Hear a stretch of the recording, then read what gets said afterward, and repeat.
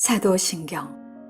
나는 전능하신 아버지 하나님 천재 창조주를 믿습니다. 나는 그의 유일하신 아들 우리 주 예수 그리스도를 믿습니다. 그는 성령으로 잉태되어 동정녀 마리아에게서 나시고 본디오 빌라도에게 고난을 받아 십자가에 못 박혀 죽으시고 장사한 지 사흘 만에 죽은 자 가운데서 다시 살아나셨으며 하늘에 오르시어 전능하신 아버지 하나님 우편에 앉아 계시다가 거기로부터 살아있는 자와 죽은 자를 심판하러 오십니다.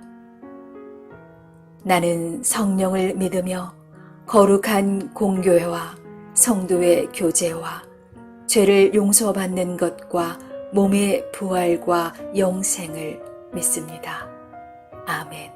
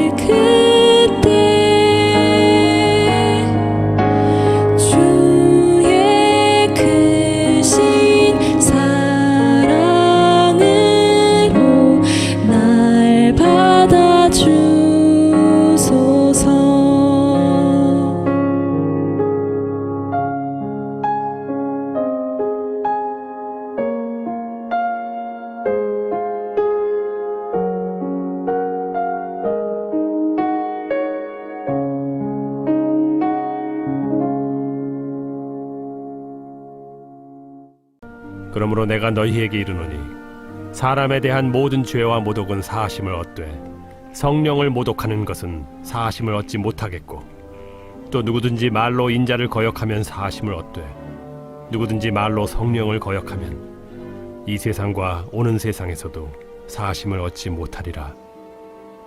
나무도 좋고 열매도 좋다 하든지 나무도 좋지 않고 열매도 좋지 않다 하든지 하라. 그 열매로 나무를 아느니라. 독사의 자식들아, 너희는 악하니 어떻게 선한 말을 할 수 있느냐? 이는 마음에 가득한 것을 입으로 말함이라. 선한 사람은 그 쌓은 선에서 선한 것을 내고 악한 사람은 그 쌓은 악에서 악한 것을 내느니라. 내가 너희에게 이르노니 사람이 무슨 무익한 말을 하든지 심판날에 이에 대하여 신문을 받으리니 내 말로 의롭다함을 받고 내 말로 정죄함을 받으리라.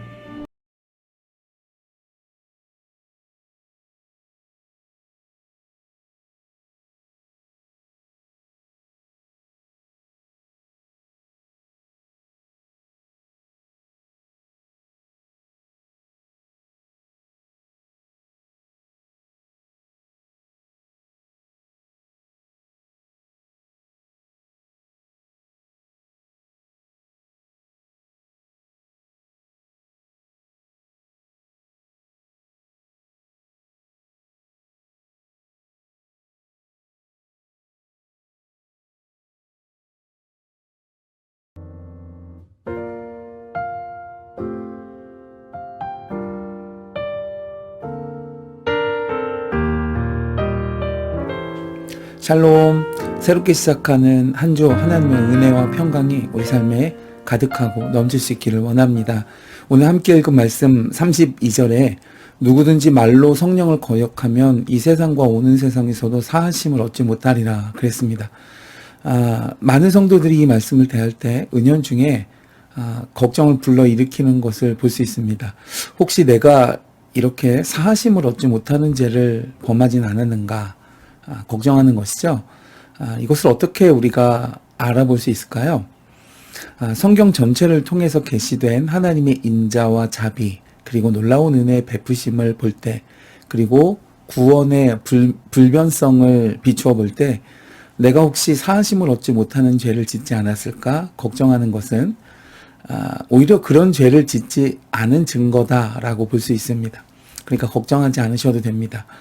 성령님께서 한 사람의 마음에 양심의 가책을 주셔서 호소하시지 않는다면 누구도 그런 걱정을 할 리가 없기 때문입니다. 즉 성령께서 주시는 의로움으로의 갈망이 죄에 대한 거부감으로 나타난 것입니다.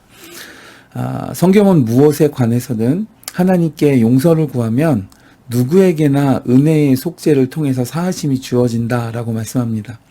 그런 면에서 볼 때 사하심을 얻지 못하는 유일한 죄가 있다면 그것은 회개하지 않는 죄입니다. 그러니까 회개하는 마음을 품고 있다는 것은 이미 하나님의 은혜를 경험한 사람이라는 것이죠. 죄인이 회개하지 않고 또 용서를 구하지 않는다면 어떻게 될까요? 그는 정죄 당하게 되는 것입니다.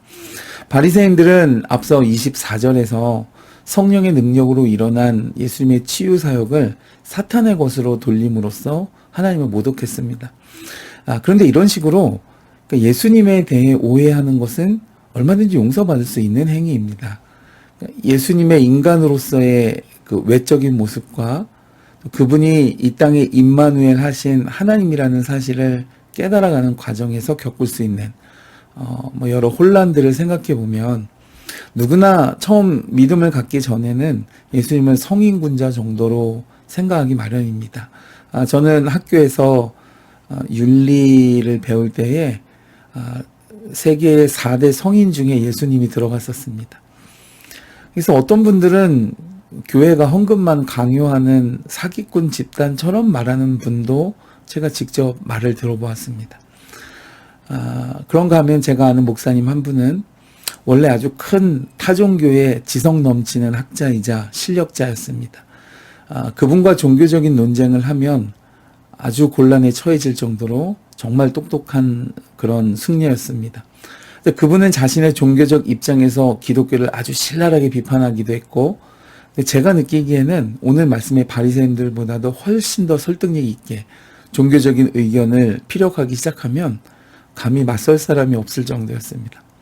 그러나 그분은 기독교에 대해서 더 확실하게 논쟁하기 위해서 성경을 읽다가 회심하게 되었고, 지금은 성경의 진리를 날카롭게 증거하는 복음의 메신저가 되었습니다. 그렇다면 이런 경우에 그 목사님의 이전 모습들은 용서받지 못할 죄들을 범한 것일까요? 그렇지 않겠죠. 이 사도 바울은 율법의 이름으로 스데반 집사님과 신실한 성도들을 죽이는 일에 앞장섰던 사람입니다. 그러나 그는 기독교의 가장 위대한 사도 중에 한 사람이 되었죠.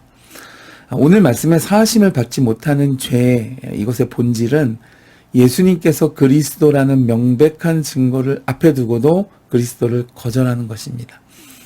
오늘 말씀의 바리새인들은 예수님께서 성령을 힘입어 사역하심으로 그분이 그리스도임을 보여주셨고 또 그들도 그것을 보고 깨달아 알고 있었지만 자신들이 세워놓은 논리, 즉 율법을 통한 의로움을 주장하기 위해 명백한 증거 앞에서도 예수님을 거부했던 것입니다. 그들은 율법을 지키는 그 공로가 자신을 의롭게 해준다는 통념에서 벗어나지를 못했던 것이죠. 그래서 진정한 의미는 상관없이 지키는 데에만 열중했던 것입니다. 결국 그들은 예수님이 보이시는 명백한 증거 앞에서도 회개하지 않았고 돌이키지 않았습니다. 회개하지 않았기 때문에 사함을 받을 수도 없는 것이죠. 오늘 말씀의 또 한 가지 중요한 사실은 예수님의 심판 선언입니다. 이 사하심을 받지 못한다고 말씀한 이 죄는 이 세상과 오는 세상에도 사하심을 얻지 못하리라 선언하심으로 이것이 얼마나 심각한 죄인지를 경고해 주셨습니다. 그리고 오늘 말씀 24절을 보면 그들이 한 말, 이 거부의 말이 최후의 심판대 앞에서 그들에게 불리한 증거가 될 것이라고 말씀하셨습니다. 여러분, 이것은 우리에게 큰 교훈이 되는 것 같습니다. 여러분, 몸에 난 상처는 금방 아물지만 마음에 난 상처는 그것이 눈에 보이지는 않더라도 10년이 지난 후에도 남아서 그 사람을 괴롭힙니다. 말은 마음에서 나온다고 예수님은 말씀했는데, 그러므로 내 말과 언어 생활은 마지막 날에 내가 심판을 받을지 칭찬을 받을지 이것을 가늠할 수 있는 하나의 단서, 하나의 실마리가 되어집니다. 속에 있는 것으로 겉으로 드러난다. 그리고 좋은 나무가 좋은 열매를 맺고 나쁜 나무가 나쁜 열매를 맺는다. 예수님께 이렇게 말씀하셨으니까요. 사랑하는 여러분, 우리는 하나님을 인정하는 선포를 하고 또 하나님을 높이는 찬양시를 말하고 하나님이 하신 일을 증거하는 말을 통해서 내 속의 믿음이 참된 것임을 증명할 수 있어야 되겠습니다. 또한 오늘 하루 우리의 삶에서 우리 입술로만 아니라 삶으로도 예수 그리스도를 인정하고 나타낼 수 있는 복된 삶 이루실 수 있기를 주님의 이름으로 축복해 드립니다.